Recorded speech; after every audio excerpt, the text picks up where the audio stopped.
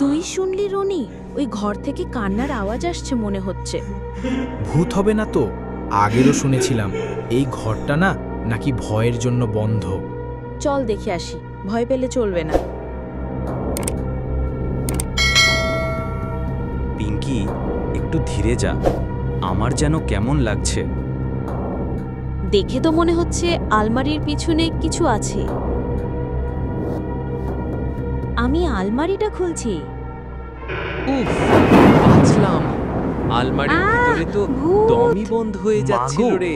আমি আর কোনোদিন স্কুলে আসব না। আরে না রে বাবা, আমি খারাপ ভূত না, আমি তো একটা মিষ্টি ভূত। আমার নাম তুলু, কিন্তু আমি ভুলে গেছি আমি কে ছিলাম। তুই আলমারির ভেতরে কিভাবে? আলমারির পিছনে একটা সিলভার বক্স আছে, আমি ওইটা খুলছিলাম, তারপর কিছুই মনে নেই।